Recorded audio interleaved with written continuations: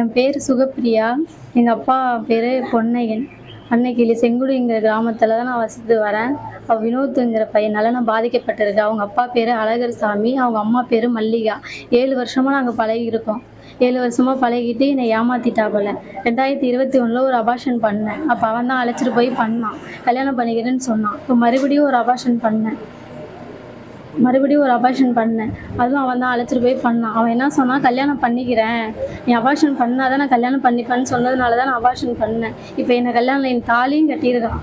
தாலியும் கட்டிட்டு இப்போ என் கூட வாழ முடியாதுன்னு சொல்கிறான். இன்னொரு பொண்ணு சத்து மாத்திரை கொடுத்து என்னை ஏமாற்றிட்டான். கரு கலைக்கிறதுக்கு சத்து மாத்திரைன்னு கொடுத்து என்னை ஏமாற்றிட்டான். நான் கரு கலைக்கிற மாத்திரைன்னு தெரியாமல் சத்து மாத்திரையை நான் போட்டுட்டேன். அதனால தான் எனக்கு இதுமாரி ஆயிட்டு. இப்போ என்னை ஏமாற்றிட்டான், என்னோட வாழ முடியாதுன்னு சொல்கிறான். நான் வீட்டில் உட்காந்துருக்கேன். அவன் வந்து இன்னொரு பொண்ணுகிட்ட பேசிக்கிட்டு இருக்க, அந்த பொண்ணை கல்யாணம் பண்ணிக்கிறேன்னு சொல்கிறான். அதனால் என் வாழ்க்கையை இப்படி நாசம் பண்ணிட்டு உட்காந்துருக்கேன்.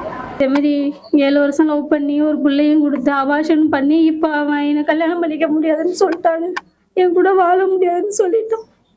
சொல்லி எனக்கு தீர்வே கிடைக்கல. சேஷன் போய் எனக்கு தீர்வு கிடைக்கல. இங்க இருந்து எங்க அடிச்சு வரட்டுறாங்க. நான் எங்கன்னா போவேன்? ஊர் உலகத்துக்கு எல்லாத்துக்குமே பேராயிட்டேன். இனிமேல் என்னை யாரு கல்யாணம் பண்ணிப்பா? எனக்கு நீதி கிடைக்கல. இந்த கம்ப்ளைண்ட் கொடுத்து அந்த மேடமும் ஒரு ரெஸ்பான்ஸுமே எடுக்கவே இல்லை. 56 நாள் ஆகுது.